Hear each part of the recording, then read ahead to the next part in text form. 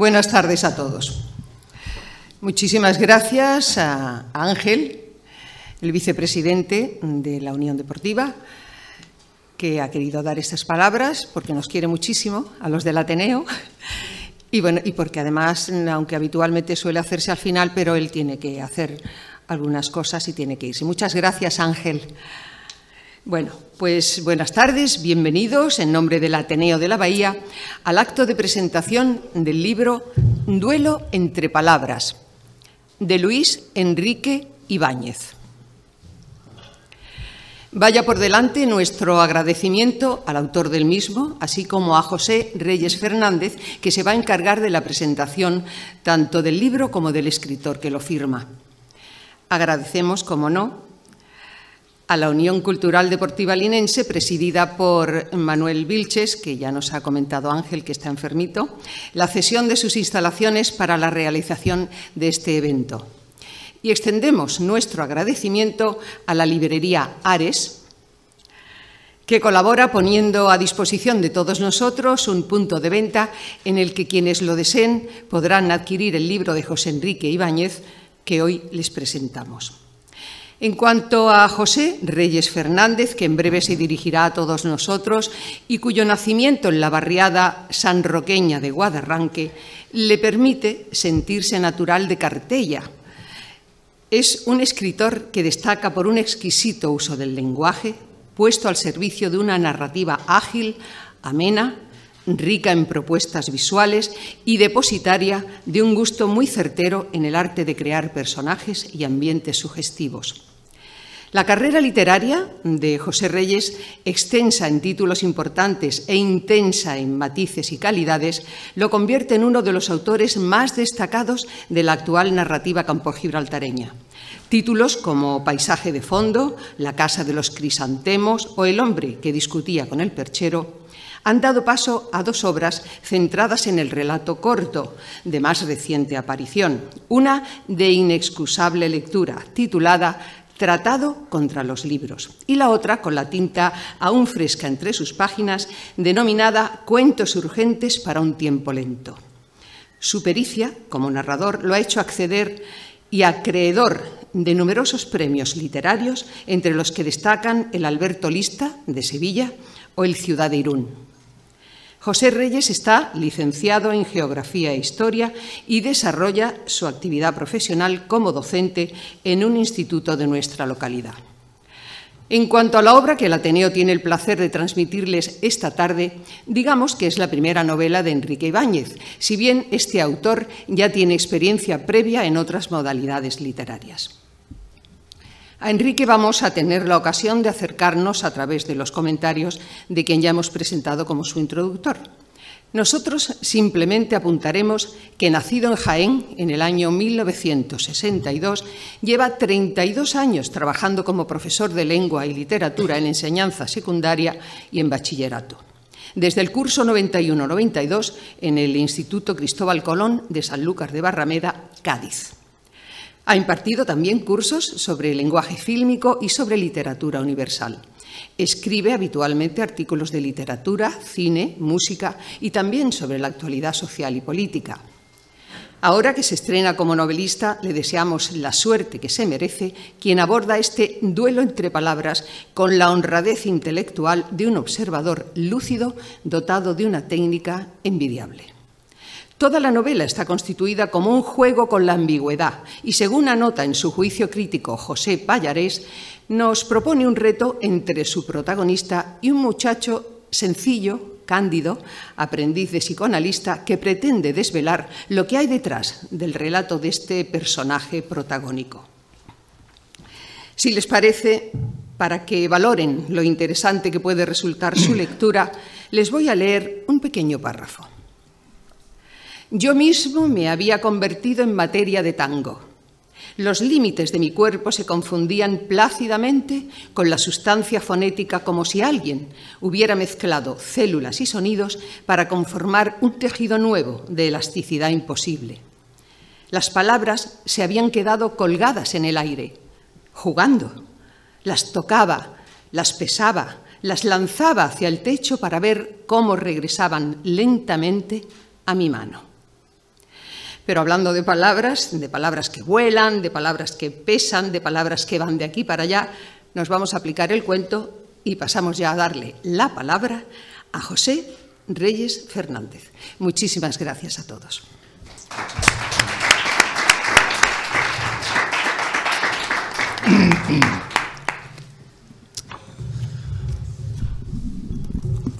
Muchísimas gracias, Amalia. Muy buenas tardes, queridos amigos y amigas. Esta tarde me ha sido dado el honor de presentarles ¿se oye bien? Sí. Y hablarles de Luis Enrique Ibáñez Cepeda, Quique para los amigos.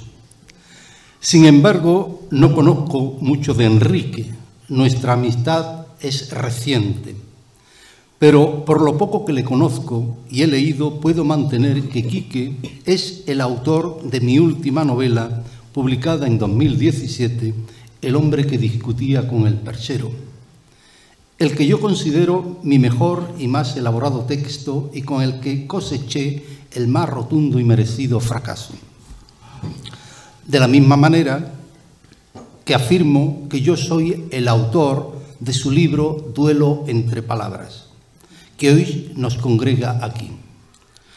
Lo de los derechos de autor ya veremos cómo lo gestionamos. Esto merece, sin duda alguna, una explicación. Y esa explicación que os debo, como decía Pepe Isbert en aquella escena inolvidable de Bienvenido Mr. Marshall, os la voy a dar, pero será más adelante. Ahora quiero centrarme en cómo llegué a tener conocimiento de Quique y de su novela. Hace algunos años tuve una compañera de trabajo con la que fragué una gran amistad. Por los azares de ese nomadismo que orienta el destino de los enseñantes, dejamos de ser compañeros de trabajo, pero seguimos manteniendo la amistad en la distancia. Hace unos meses, Pilar, que así se llama mi amiga, me envió por WhatsApp una foto de la portada del libro acompañada de un breve texto que decía más o menos: por favor, busca este libro y léelo. Dime qué te parece. Es de Enrique y es de Quique y le vendría muy bien que le echaras una mano. Yo le respondí de inmediato que por supuesto, que no faltaría más. Pero aún no había terminado de enviar mensaje cuando ya me estaba arrepintiendo. Estos son los compromisos que más temo.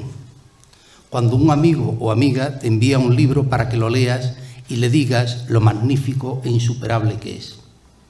Aquí, en Andalucía, cuando nos presentan a un cantaor que no canta muy bien, o más bien canta mal, solemos salir airosos del paso diciendo que canta con mucho sentimiento.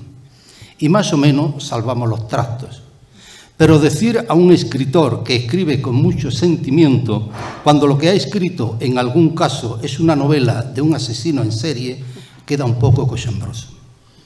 Así que con estas reservas abordé la lectura del libro de Quique en cuanto me llegó, rumiando para mis adentro a ver cómo salgo yo de esta. Sin embargo, nada más empezar su lectura, me di cuenta que nada más alejado de mis temores. Lo que tenía entre mis manos era un texto de un depurado y altísimo nivel que me salvaba de cualquier fingimiento y conforme avanzaba la lectura empezó no a emocionarme, sino a conmocionarme. Y ahora es cuando debe intervenir Pepe Isbert, al que dejamos colgado del balcón del ayuntamiento, para darnos la explicación que nos debe.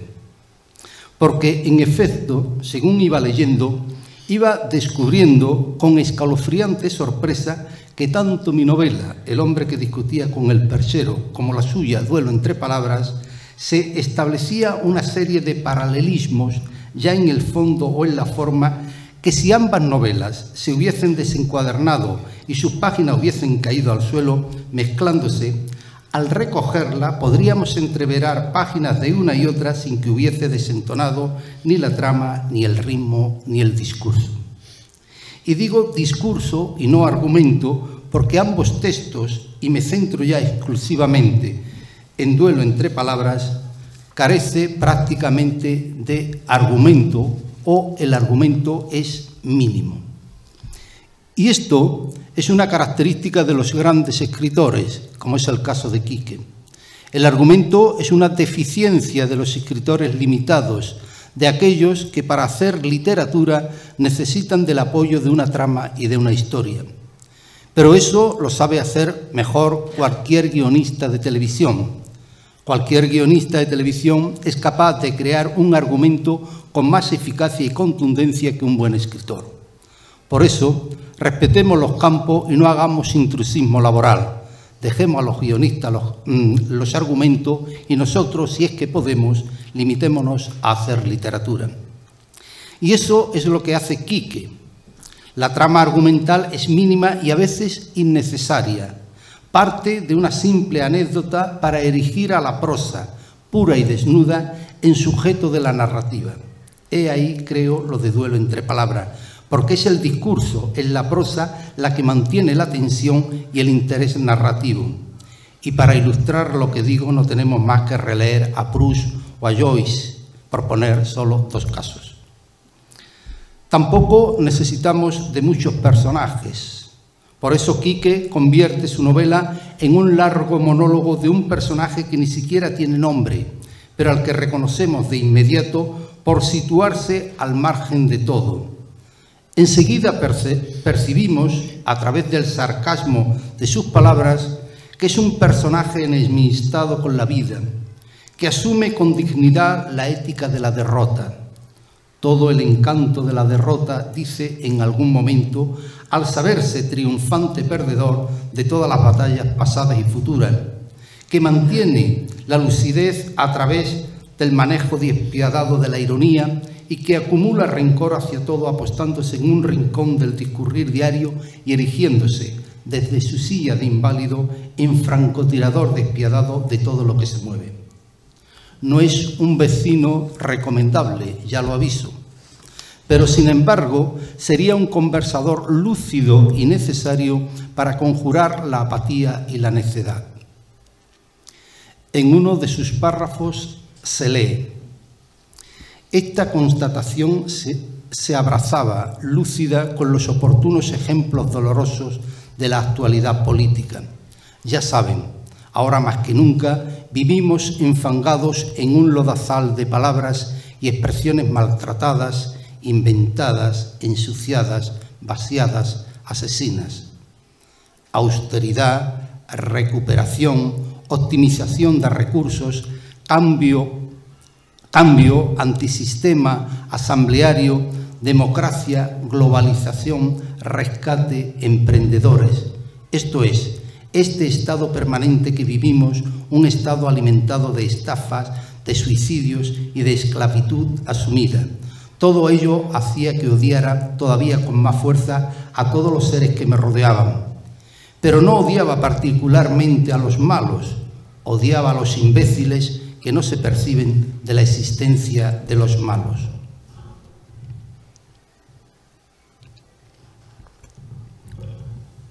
La contrariedad del protagonista tiene su contrapunto en un segundo personaje, vital, optimista e inconscientemente feliz, capaz de llegar a la más sutil elaboración de la necedad, creyendo, sin embargo, que escala la cima de sublimes pensamientos, y al que en un momento el protagonista le espeta.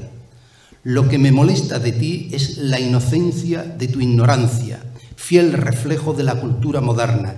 Eres tan culpable como cualquier ministro de Educación. En esta circunstancia es de suponer que el protagonista viva solo, abandonado, olvidado de todos y sin amigos, pero justificando su estado en algún momento mantiene en su discurso: la verdad es que ni tengo amigos, ni quiero que digan nada a aquella adolescente menopáusica, pero de cualquier modo, qué bonito es sentirse abandonado, qué hondo y maravilloso placer se oculta en la derrota. No me digan que no hay algo épico en ese orgullo lírico del que vive en soledad, perdido y arrogante en su miseria. De esta manera es fácil llegar a la conclusión de que mi tristeza parecía sentirse a gusto en aquel santuario de la depresión. Y sin pretender destriparle más la lectura, el título encuentra justificación en las últimas reflexiones del protagonista cuando, en el duelo entre palabras, concluye manifestando: ya no me divierten las elaboraciones mentales que, como delirios alimenticios, sostienen la vida de un pobre demente. Esta obra de Quique es lectura de altísimo nivel, dirigida, creo, a esa selecta, exquisita e inmensa minoría de los que, como yo, pertenecemos sin saberlo a una sociedad secreta que nos reúne en el gusto de prescindir de los argumentos de las obras para centrarnos solo en la literatura, y donde, como en el caso de esta obra, encontraremos un motivo de permanente gozo. Tiene hallazgos extraordinarios y frases que te obligan a interrumpir la lectura y mantenerte durante un rato atento a su pensamiento. Y eso es lo que me interesa, al menos a mí, en los libros. No me vengan con historias que no me interesan. Desde Homero para acá ya está todo contado, no hay nada nuevo. Lo único que varía y cambia son las formas de contar las viejas y eternas historias de siempre. Y ahí está la literatura, para presentarnos como nuevo y novedoso algo que ya se contó hace 2000 años. Y concluyendo y agradeciendo vuestra paciencia, me excusaré por haber pergeñado un texto tan largo. Me hubiera gustado que hubiese sido más corto, por no restar ningún protagonismo al autor, que es a quien hemos venido a escuchar. Pero lo redacté a toda prisa ayer por la tarde, a última hora, y rememorando a Pascal, diré que si he escrito este texto tan largo ha sido porque no he tenido tiempo de hacerlo más corto, por lo que sinceramente les pido disculpas. Y ya cierro afirmando que Luis Enrique Ibáñez Cepeda no es, como los malos cantaores, un autor que escriba con mucho sentimiento. No, escribe con muy mala leche, escribe con las tripas, como a mí me gustaría escribir, y eso se nota en el calado y profundidad de su texto, donde desde el principio descubre sus cartas acudiendo a la cita de Samuel Beckett que encabeza el libro, que no es gratuita, sino toda una declaración de intenciones. Y por esa misma razón no nos lo podemos perder. Necesariamente hay que leerlo y estar atento a lo que venga. Muchísimas gracias.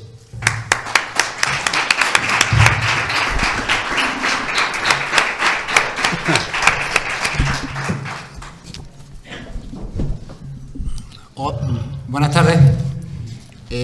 Gracias, Pepe. Gracias a lo primero, gracias a Amalia, gracias a Pepe Villalba, gracias al Ateneo de la Bahía por acogerme aquí en vuestra casa.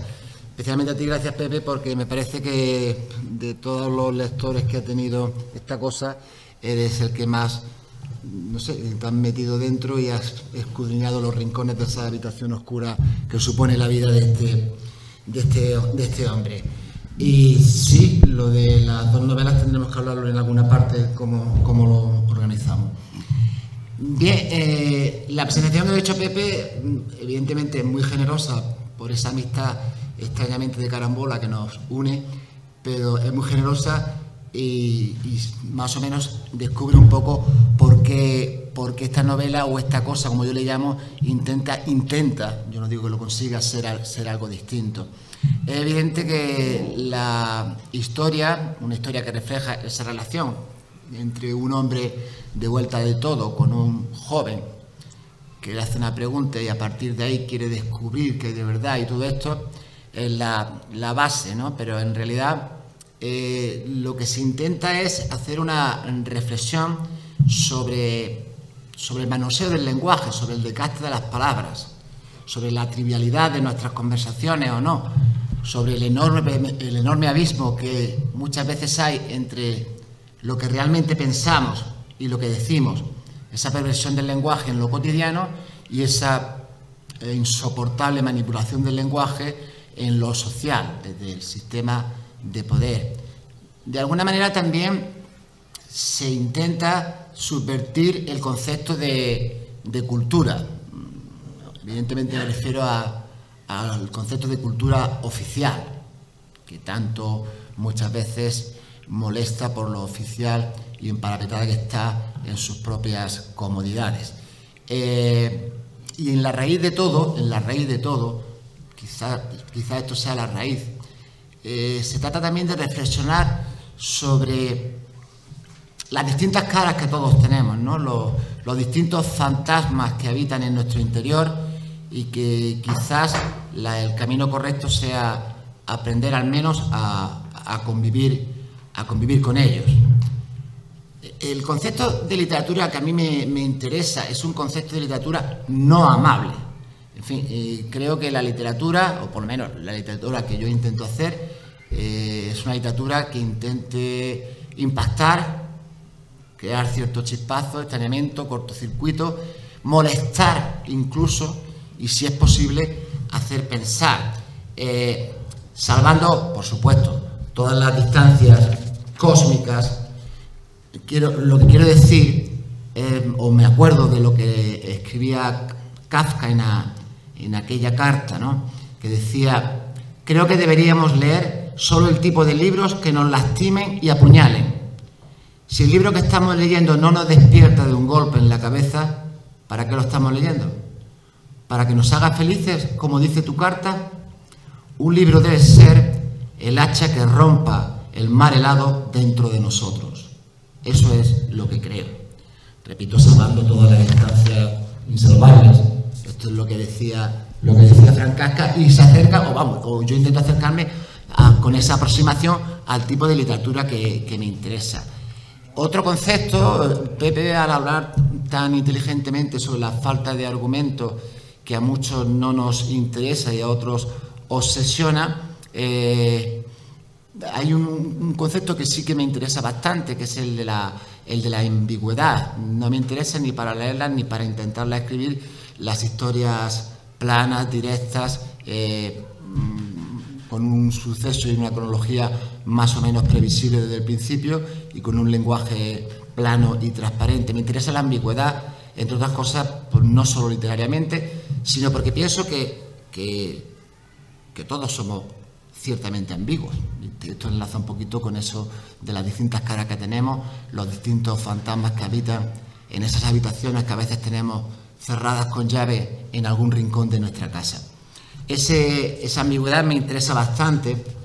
Por eso hay un momento en la obra que cuando el joven empieza a hablarle porque él decía que había olvidado todos sus conocimientos, que quería olvidarlos, que no quería tener conceptos intelectuales, ni citas, ni nada, pero que de vez en cuando le aparecían y le molestaban, como a la obsesión de Beckerley por la distancia que hay entre la idea y la palabra. Y el chaval, que había estudiado y había ido a la universidad, dice: pues a eso le han dedicado mucho tiempo y mucho pensamiento, grandes filósofos. Y entonces el protagonista le contesta, aquí hay una especie de tramposa autocita, le contesta: ya, pero lo único interesante que leí al respecto fue un artículo que publicó un tal Enrique Ibáñez en los cuadernos andaluces de no sé qué. Creo que mi memoria es algo así como un campo de excavaciones arqueológicas.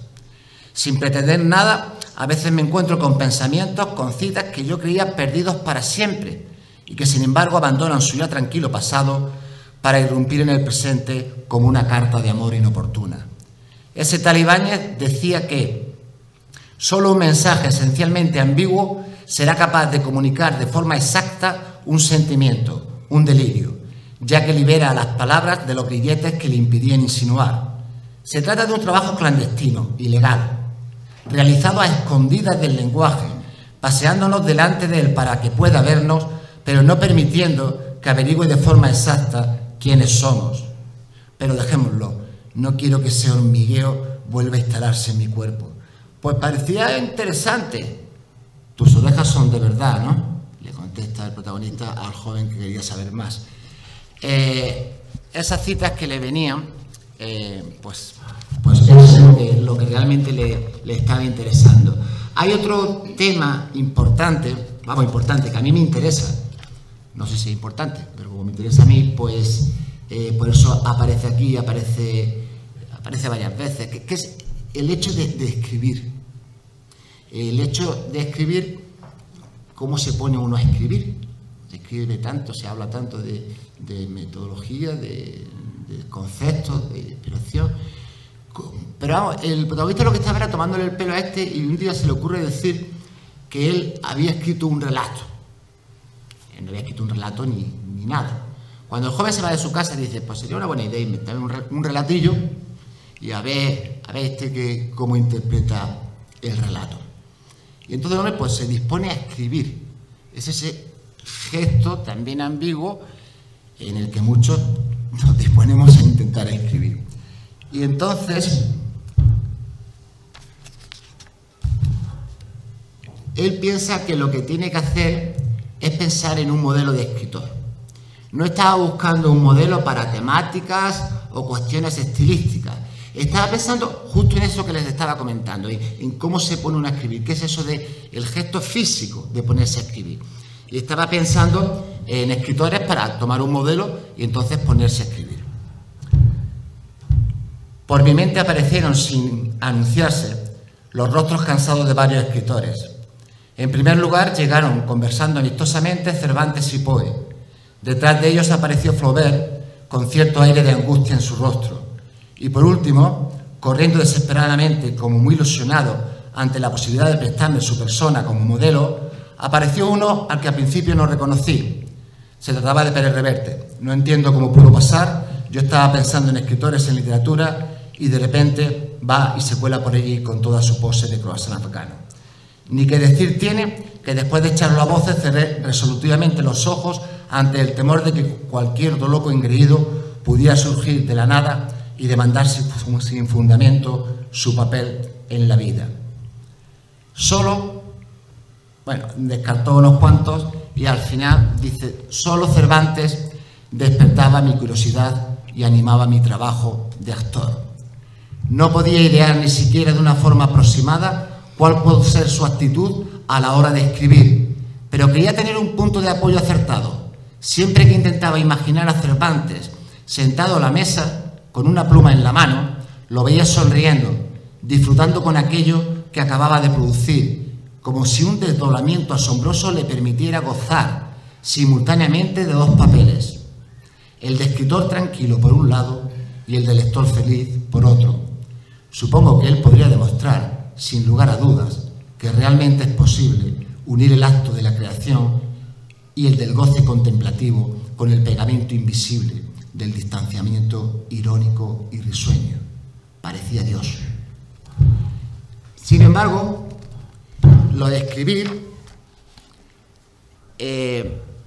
también tiene otro problema, por lo menos para mí lo tiene, que es muchas veces el hecho de enseñarle a alguien lo que has escrito.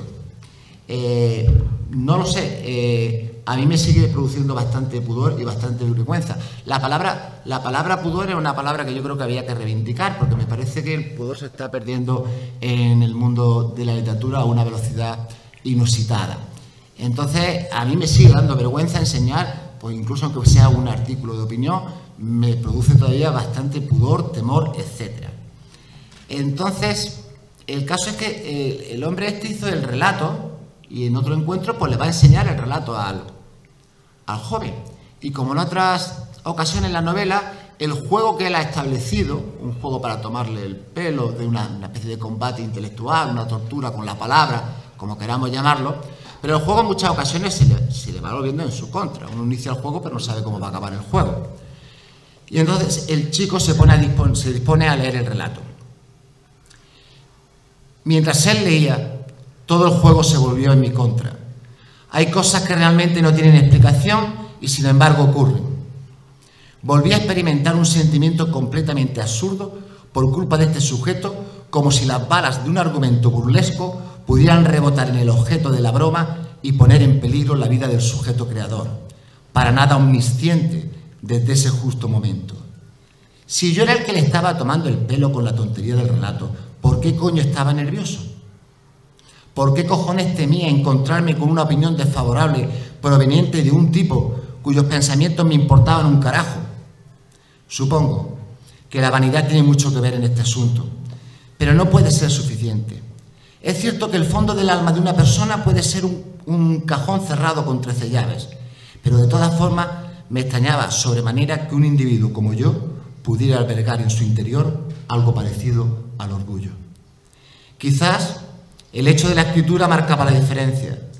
No me habría asustado si le hubiera enseñado un jarrón o algo por el estilo. Pero palabras. Creo que no hay mayor sensación de desnudez en la vida que la que se produce cuando una persona le muestra a otra algo que ha escrito. Y yo me había desnudado, como aquí ahora ante ustedes, para burlarme o para lo que fuera, pero me había desnudado. Él, vestido y calentito, observaba tranquilamente las partes desnudas y privadas de mi anatomía mental. Cuando lo miraba de reojo para vigilar su expresión, una estúpida sonrisita bofeteaba mi voluntad. No podía saber si aquella sonrisa significaba placer por la lectura o, por el contrario, lo único que hacía era esconder un menudo gilipollas el tullido este. Aquella duda corroía mis jugos biliares y por segunda vez sentí deseos de matarle. Dije al principio que el tema de la cultura oficial, estamos en un momento en que se publican, lo decíamos, muchísimos libros. La cultura oficial parece con un uniforme ya preestablecido. No lo digo desde el rencor de lo que pudiera ser conocida en mi obra, en absoluto. Yo llevo siguiendo las novedades literarias y cómo va evolucionando la novela y la poesía en España por pura afición desde hace tiempo. Y sí se puede decir que en ciertas editoriales de muchísimo prestigio, ahora se puede encontrar uno en la contraportada de un libro superventa. La contraportada normalmente se pone la cita que ha hecho algún escritor o con una valoración, que bueno, podrán venir de la manera que vengan, pero por lo menos eran valoraciones sobre el texto. Y ahora, sorprendentemente, es muy frecuente que te encuentres tal chica o tal chico con más de, no sé, me pierdo ahí, de miles o de millones de seguidores en redes. O sea, que editoriales que eran de prestigio, el reclamo que establecen para establecer la publicidad de algún autor es el número de seguidores en redes sociales. Se publica muchísimo, siempre se dice que estamos en la crisis del libro. Lo que no sé es el criterio y la calidad de lo que se publica. De ahí un poco todo lo que tiene que ver con la cultura oficial.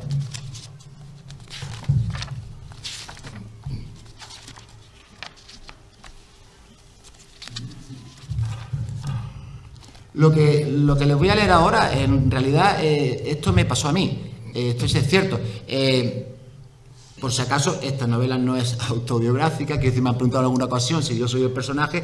Yo no soy el personaje, porque si yo fuera el personaje sería un ser absolutamente malvado y creo que no lo soy. Lo que sí es cierto, por supuesto, es que los temas que le interesan al personaje, los temas que le obsesionan, son también temas muy cercanos y que me preocupan a mí y que me interesan a la hora de escribir y de todo. Decía que el personaje me robó una acción que sí fue la que me pasó a mí.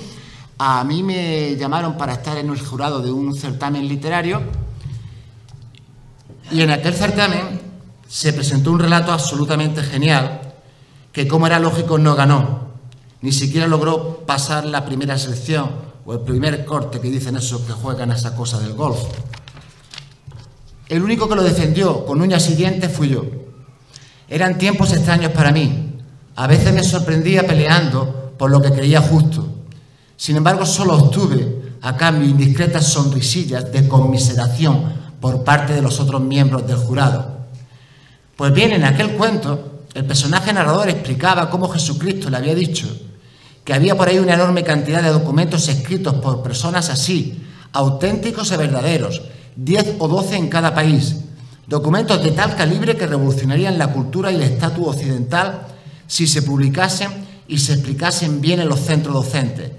Igual que hay libros buenísimos, de poca tirada, que nadie lee y que se silencian.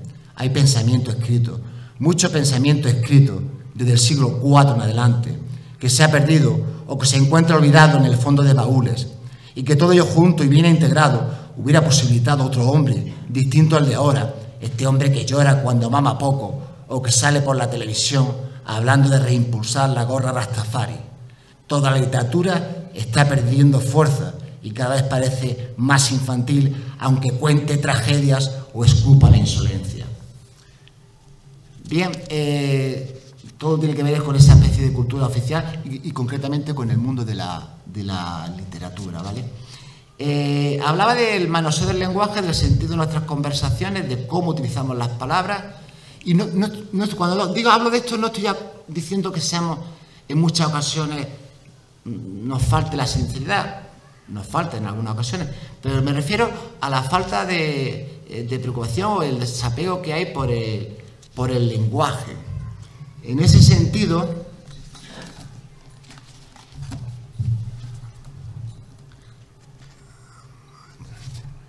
sí. En otra de las historias que este personaje se inventa para ver cómo interpreta él con sus conceptos teóricos y toda esta historia, le dice que una noche después de un incidente absolutamente sacado de cómic barato, que esa noche después, cuando llegó a su casa, que él tuvo un sueño muy interesante. El otro ya le había hablado le hablo después de Freud, de Gracián, etc. Dice, tuve un sueño muy interesante. Dice, ay, pues debería contarme su sueño. Total, que el tipo se inventa un sueño. El tipo estaba orgulloso del sueño que se había inventado, de la creatividad que le había metido al sueño. Y se lo cuenta él. Y entonces el joven responde, es todo un sueño, dijo tímidamente mi escuchante. Estoy seguro de que él tampoco sabía lo que quiso decir con aquel boceto de frase. Dijo aquello como podía haber dicho, puede que llueva. Eso es lo que me cabrea de las personas en general, su total falta de respeto a las palabras. Si no sabía qué decir, podía haber encendido un cigarro, o levantarse del sillón, y andar un poco por la habitación, o simplemente suspirar. Esto último, si uno elige certeramente el momento adecuado, suele quedar muy bien, sobre todo entre las mujeres cuyas reminiscencias decimonónicas se hacen visibles incluso para el más torpe de los seductores. En fin, no sé, cualquier otra cosa que no fuera la de siempre, acudir al lenguaje articulado con el mismo ánimo con el que se pone la televisión cuando no se sabe qué hacer, mostrando un inadmisible desprecio por las palabras, desprecio que no por ser inconsciente deja de ser merecedor de la más firme de las condenas. No, lo que quería decir es que me parece, tras una primera impresión, un sueño importante, un sueño interesante. La pausa con la que adornó la distancia entre la palabra sueño y la siguiente me hizo concebir grandes esperanzas sobre la forma en que se disponía a valorar mi gran sueño. Pero cuando vi que por entre sus insípidos labios comenzaba a asomarse, sin ninguna timidez, la estúpida palabra interesante, una gigantesca arcada recorrió todo mi cuerpo, se coló en mi cerebro y estuvo a punto de malograr definitivamente mi diálogo. No soporto esa palabra. Es una de las más vacías y pretenciosas que conozco. Recuerden que el mejor indicio para reconocer un coñazo de película es el hecho de que algún gilipollas aspirante a culto la califique con esa mierda de adjetivo. Esta última fragmento tiene que ver con esa vertiente de la perversión, de la manipulación, de las palabras, del gasto de las palabras, quizás en lo cotidiano, pero ya Pepe lo ha adelantado. Luego está, inteligentemente lo ha adelantado, está esa manipulación que se hace desde el sistema de poder, porque parte de lo que ha leído Pepe, coincido en que uno de los fragmentos que a mí más me interesa, porque te lo cuento porque mucha gente que me conoce pensaba que alguien que ha escrito una novela, se imaginaban que estaría contextualizada en cuestiones pues, de activismo social, de crítica directa, y yo intentaba hacerles ver que trataba del lenguaje, de la manipulación, pero desde luego sí que creo que hablar sobre la perversión del lenguaje es una cuestión ideológica. Me preguntaban hace poco si también, si al haber escrito esta novela, estaba pensando en mis alumnos, en los jóvenes. La respuesta primera fue no. Pero me dio que pensar. Y entonces creí que de alguna manera sí, porque a esta manipulación que desde el sistema de poder se hacen las palabras para que la realidad que veamos quizás no se corresponda con lo real, con mayúsculas, a esta manipulación, a esta perversión, creo que nuestros jóvenes tienen que estar especialmente alerta, porque pueden ser, lo somos todos, pero pueden ser ellos víctimas propiciatorias para todo lo que se les pueda venir en la vida, en este futuro engañado en el que nos están instalando. Por eso, este hombre cuando se metía en la cama tenía 3 tipos de lecturas. La primera era la que ha mencionado Pepe, voy a volver, si me permiten, a ella. La segunda era un libro que no dejaba de leer, de alguna manera también me ocurrió a mí eso, que es El innombrable de Samuel Beckett. Esa era su segunda lectura. Y la tercera era una suerte de cómic pornográfico de dudosa calidad.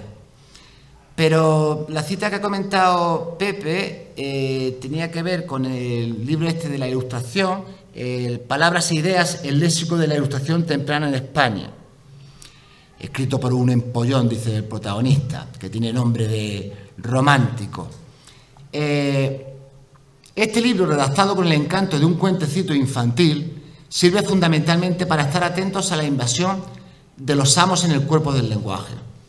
Pues en efecto, no solo nos interesará el uso que los primeros ilustrados hicieron de unas determinadas palabras, sino también el que hicieron de ellas los representantes de la mentalidad antiilustrada, que desde muy pronto dejó oír su voz. Por lo que hoy conocemos, puede ya adelantarse que esta facción, más que cultivar un vocabulario propio, practicó una doble estrategia consistente unas veces en apropiarse del léxico de sus oponentes y otras en someterlo a un proceso de deformación, mistificación o en ocasiones ridiculización de su sentido. Ahora vendría lo que decía Pepe, este estado en el que vivimos, enfangado, porque creo, no voy a repetir lo que ha dicho Pepe porque estaba ya sabiamente escogido, pero sí que es verdad que no sabemos mucho, bueno, por lo menos yo no lo sé. Yo no sé lo que están significando ya muchas palabras, ¿no? Antes ha mencionado que aparece aquí optimización de recursos. Cuando soy eso, a veces no pensamos que lo que puede significar es simplemente despido masivo o horario flexible, que puede significar te pagaré lo que quiera y vendrás todas las veces que yo te diga. En fin, a esto me refería con la alerta a la que tienen que estar los jóvenes desde esta manipulación. Pero luego palabras más potentes, más mayúsculas, pues uno también se pierde. Yo, por ejemplo, no sé lo que significa ya izquierda, tampoco sé lo que significa la palabra, después de tantos eslóganes políticos, no sé lo que significa la palabra libertad. No sé qué significan esas palabras, izquierda, libertad.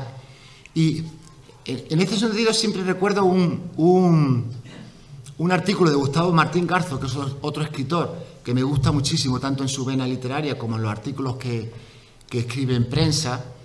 Un artículo que eran las preguntas de Perceval, este personaje del ciclo artúrico que entraba en un castillo, hacía preguntas y esas preguntas, cada pregunta generaba un cambio. Martín Garzo empieza un artículo sabrosamente literario, se lo recomiendo si lo pueden encontrar, uno como cualquier artículo de estos de Garzo, para seguir y hacer un artículo con una caña social y política absolutamente brutal y, en mi opinión, necesaria. Y entonces finaliza el artículo, creo que es literal, diciendo que la última pregunta de Perceval tal vez debería ser ¿qué ha quedado del significado de la palabra democracia? Esto venía por el tema de todo este desgaste de las palabras. Por último, para no cansarles, aunque también se ha leído aquí parte de... quería explicarles cómo llega el personaje a unos fragmentos que ha leído maravillosamente, por cierto, Amalia, que es...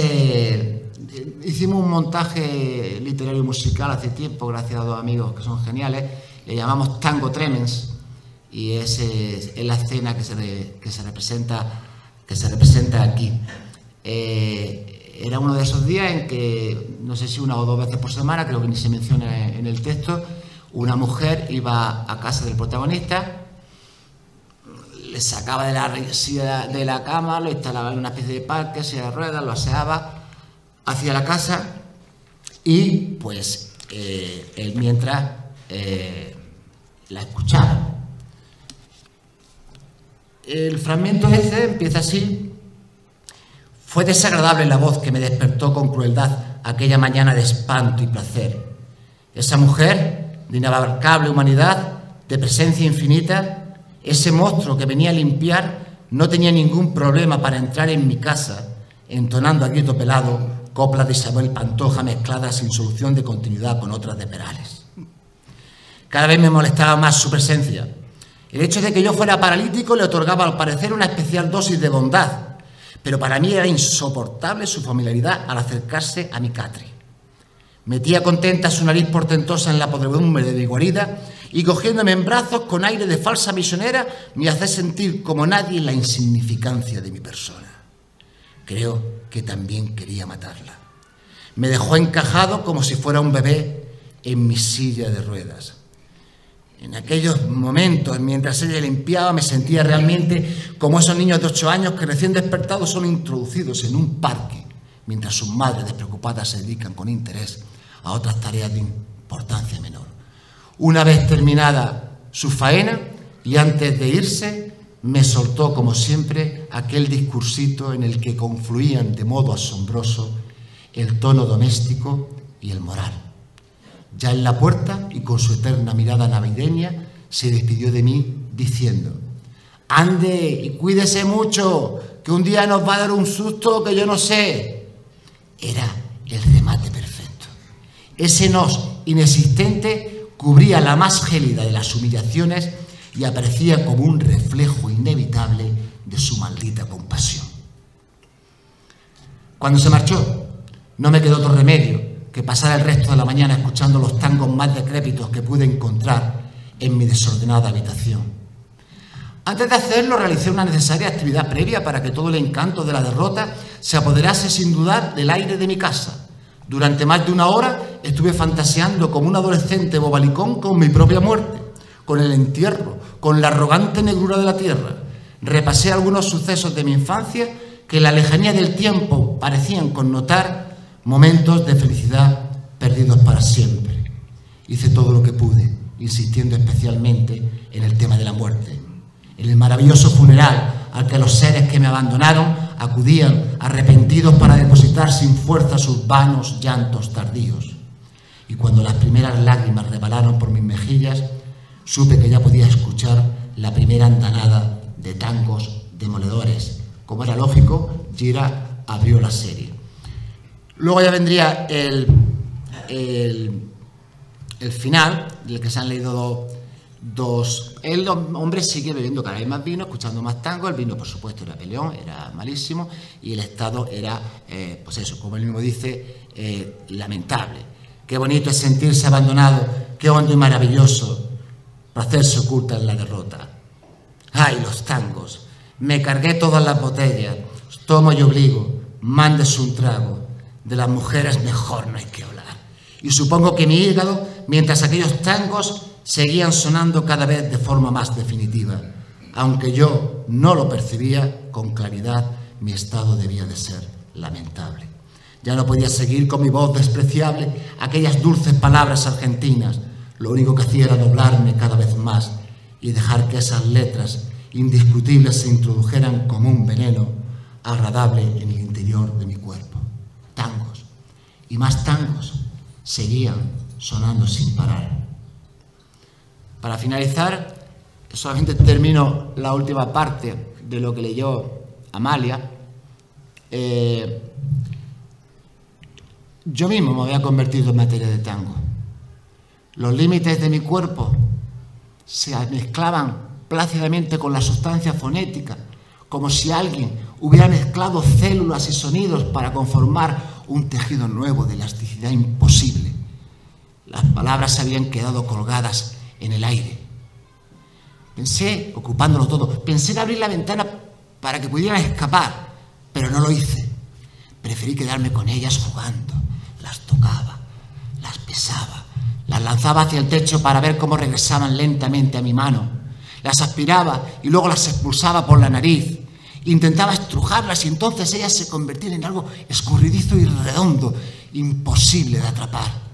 Eran indestructibles. A veces se agrupaban todas en un rincón de la habitación para acto seguido invadir de nuevo todo el aire, dibujando extrañas figuras en el firmamento de mi locura. Todo parecía un proceso irreversible que conduciría inevitablemente a mi metamorfosis. Estaba convencido de que en unos minutos yo sería simplemente una esquina más de cualquier barrio arrabalero de Buenos Aires, una esquina anónima en la que antiguos rumores de milonga se balancearan suavemente sobre la quieta luz de un farol. Muchísimas gracias a todos.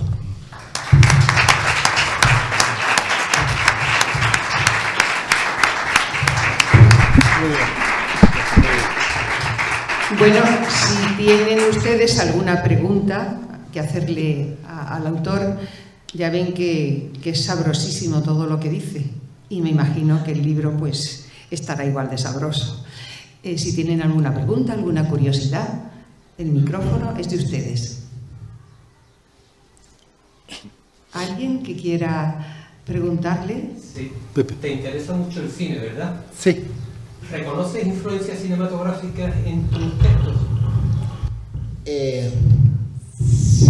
La pregunta es difícil, ¿no? El cine me interesa como la segunda pasión con la literatura.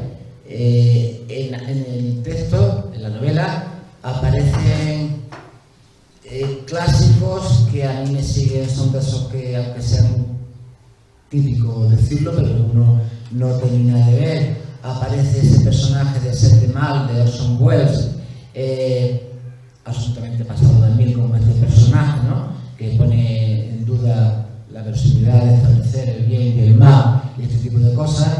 Aparece otra obra que a mí me parece asombrosa, como es La noche del cazador, de Charles Lawton. Aparece Smoke, de Wayne Wang, con guión de Paul Auster. Son películas o un tipo de cine que no sé, pero bueno, primero que son obras clásicas que me parece que son de calidad indiscutible, y segundo porque me parece que juegan con algo que mencioné al principio, que es la atracción que algunos sentimos por la ambigüedad. No creo que sea tan... Bueno, sí creo en lo malo, pero me parece que existe una ambigüedad clarísima en el lenguaje. E incluso los que no somos tan malos tenemos bastante ambigüedad en nuestra cabeza. Entonces, todas las que plantean cierta ambigüedad desde el plano estético, que siempre es fundamental, puedes decir la verdad más grande que si la dices sin... Creo que era Gilles Ferrer el que decía que la renovación de las expectativas sociales o ideológicas solo puede venir de la mano de las renovaciones estéticas. Es decir, si quieres hacer una especie de revolución o de protesta, haz la primera desde el estilo. Entonces eso me interesa tanto en la literatura, por supuesto. Ahí estamos totalmente de acuerdo, Pepe y yo, con todo lo que ha mencionado, ¿no? Lo que me interesa es el juego con la propia palabra, con el discurso, con el cómo. Y a través del cómo me da también el qué, porque el qué está detrás. Entonces con el cine me ocurre igual. Quiero decir, me parecen grandísimas obras, entre otras cosas porque se manejan por esa alfombra de la ambigüedad, en que nada hay directo ni nada hay plano, y bueno, y la frase es manida, pero es que es así, te obligan a pensar. Y sí tengo en cuenta siempre el cine, no sé explicitar si realmente hay una influencia o no, pero es una cosa que para mí está siempre presente. Muchas gracias. ¿Alguien más desea hacerle alguna pregunta al autor? ¿Puede preguntar la mesa? Hombre, claro. Miedo me Por da, supuesto. miedo me da. Sí. ¿Qué es lo próximo que podremos leerte, Quique? Si hay algún proyecto, a ver, cuéntanos algo. Bueno, dicen que no hay que mentir. Sí, estoy trabajando en otra historia. Lo que pasa es que, como tú sabes mejor que nadie, no sé. Sí tengo claras algunas cosas. Tengo claro que el personaje, no lo voy a poder evitar, puede tener en principio ciertas semejanzas con el que aparece aquí. Pero es distinto. Voy a intentar, es ya distinto. Va a estar más apegado a la realidad inmediata sin dejar de tener ese carácter agrio. Y en un momento dado, criticando absolutamente todo, este personaje tampoco puede evitar, porque no lo puedo evitar yo. Me pasa un poco como a Pila Mata, ¿no? Que algunos le critican que porque tanta cita trascendencia, pues mire usted, porque quiero o porque me parece que me vienen bien para llegar a la puerta a la que quiero llegar, ¿no? Y aparte que, no sé, el concepto de originalidad es bastante discutible. Pero me estoy yendo de la pregunta, sí, estamos intentando esa historia que va a estar más pegada, hablo de los institutos, hablo de ciertas cuestiones que parecen como más inmediatas a la social, sin intentar olvidar perdonen la palabra, la trascendencia sobre el propio lenguaje, sobre el propio estilo, a que siempre tengo presente. Y de alguna manera también me propongo, si es que esto llega a puerto, que no tengo ni idea de si llegará, y eso lo digo no por falsa modestia, sino con toda la sinceridad del mundo, a lo mejor dentro de 6 meses no hay nada. Pero este hombre, de alguna manera, quiero que encuentre un lugar en el mundo, sea mediano, sea aceptable, sea donde dormir y donde disfrutar también de una playa, de un rayo de sol y ese tipo de cosas que existen en la realidad y que no podemos obviar en absoluto. ¿Alguna pregunta más? Por favor. ¿El género literario sería novela? Sí, de lo que acabo de comentar. Perdón. Sí, sería novela. ¿El estilo cuál sería? Pues un estilo similar al que se ha podido ver aquí. Un estilo digresivo, donde va a haber más argumentos, es decir, va a haber más sucesos. Ocurrió esto, por ejemplo, en el instituto, pero luego va a estar también esa digresión, esa especie de pensamiento, de monólogo interior del personaje. Esa característica va a continuar. ¿La temática cuál sería? ¿A que te roba la idea? Yo creo que está tomando nota, ¿eh? Está tomando nota. Está tomando nota. Bueno, sería intentar ver un poco cómo es la evolución mental de un personaje que parte de un estado que en principio podría ser similar al de este, pero que lucha a través de un misterio de una carpeta, lucha por... le cuesta, pero lucha por encontrar una especie de lugar en el que sentirse al menos tranquilo. Este personaje, estoy hablando de algo que todavía llevo un poco y que no sé si a lo mejor me sirve. Este personaje además va, a diferencia de esta cosa, va a estar más reconocible en un contexto. Quiere decir, va a aparecer una ciudad, va a aparecer un instituto, va a aparecer ciertas cotidianidades de las que vivimos en los institutos. Incluso va a tener nombre. Me estáis apretando bien. ¿Puedes leer algo de la próxima novela? Afortunadamente no he traído nada, porque creo que lo que tenía que haber traído de bolígrafo y papel y claro, me estáis obligando a pensar bastante. Entonces, pues, está siendo bastante agradable. Tengo el cerebro encendido por dentro, pero está siendo agradable. Lo que voy a hacer es tomar nota en cuanto termine, ¿no? De lo que sea. ¿Cuál ha sido la intencionalidad? De la que no está escrita. ¿Puede adelantar las críticas? Es un tercer grado. La crítica te la adelanta Pepe, porque como espero seguir gozando de su amistad, pues espero que sea generosa. La intencionalidad la primera va a ser siempre reflexionar sobre un estilo. Tengo que hacerlo sobre una plataforma. La plataforma que había aquí era la plataforma de una especie de combate entre dos personas este hombre pasado. Ahora la plataforma que se elegirá será una que está más pegada a la inmediatez, por eso va a haber un contexto reconocible, por eso va a haber una profesión reconocible, por eso va a haber unos sucesos sociales reconocibles, va a haber sucesos de los que vemos en prensa que algunos ya están escritos y van a aparecer, pero el personaje y sobre todo, perdonadme, yo no quiero perder el hilo de la preocupación por la palabra en sí, por el estilo. Pero sí que va a haber una cercanía más a la inmediatez. O es lo que voy a intentar, aunque a lo mejor la salida de aquí ya está hecha, no sé. Pero al menos podrás adelantarnos quién es el asesino. Espero que esta vez no haya ningún muerto. Espero. En cuanto a la satisfacción de cuando lo escribiste, escribir a veces después de escrito? Pues esa pregunta no, me gusta bastante porque creo que hay a veces mucha confusión con lo de que se siente al escribir y todo este tipo de cosas. También me lo han preguntado los alumnos. Vamos a ver, escribir no es todo el rato una satisfacción. Hay momentos en que uno se siente una absoluta mierda. Dices, ¿esto qué es, Quique? ¿Esto qué es? Luego hay un segundo plano sin llegar a la satisfacción, que es reconocerte que en el momento de estar intentando algo hay un disfrute en el intento. Y luego, por supuesto, hay un goce cuando ves que después de a lo mejor haber tirado, etcétera, hay un goce al ver que dice, bueno, esto no sé, a mucha gente quizás no, pero a mí no me hace sonrojar. Y entonces hay una satisfacción.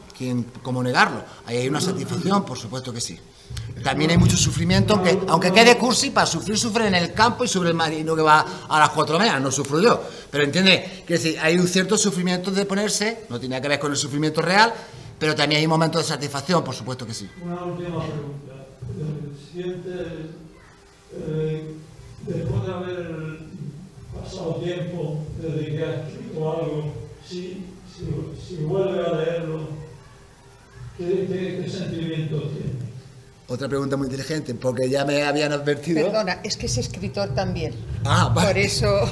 Ya decía yo, estaba viendo el tercer grado aquí Las puesto. preguntas son capciosas, ¿eh? Esto se avisa un poquito, ¿sabes? Gente que viene con los deberes hechos. Claro. Pues se me dio la pregunta, ¿me la puedes repetir, por favor? Perdón. Sí. Ver, había dicho a algún amiguete también escritor y dice, tendrás otra perspectiva y otra sensación. Y no sé si es el hecho de verlo el objeto, pero me decía que no, era el verlo a lo mejor terminado, fuera de tu mesa de trabajo. Y sí, yo leí otra novela. Bueno, otra novela suena muy pedante decir que leí otra novela, pero hice una nueva lectura de lo que había parido, ¿no? Hice una nueva lectura que al principio me sorprendió y si soy sincero, me gustó más que la primera. Queda fatal que diga esto, pero sé que lo digo al revés, estaría mintiendo, vamos, pues ya sé que queda fatal, lo siento. Muy bien. Muy bien. Peor es mentir, creo, ¿no? Claro.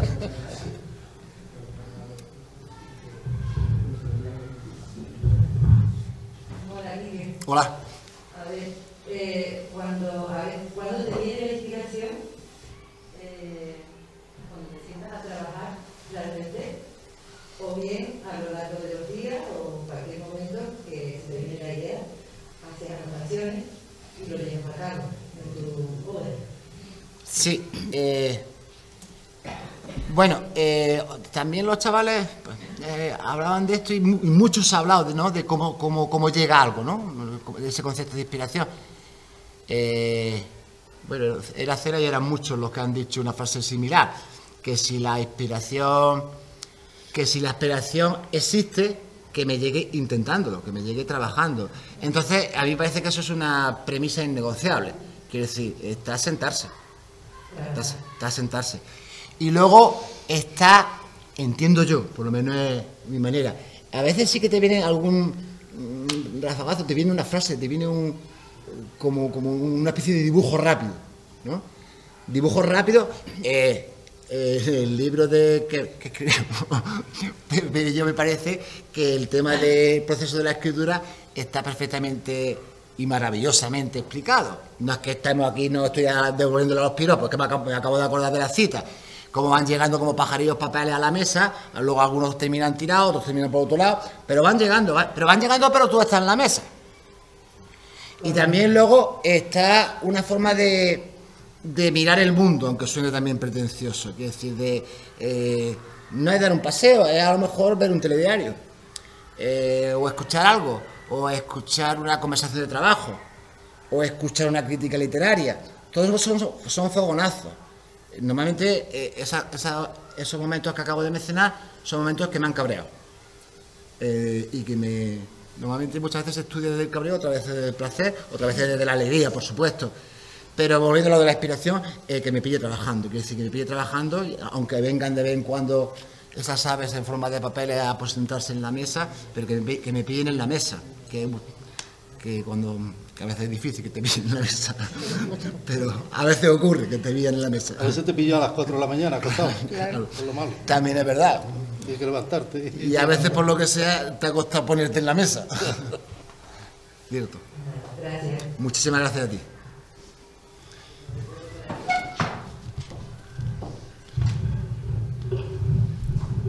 Gracias.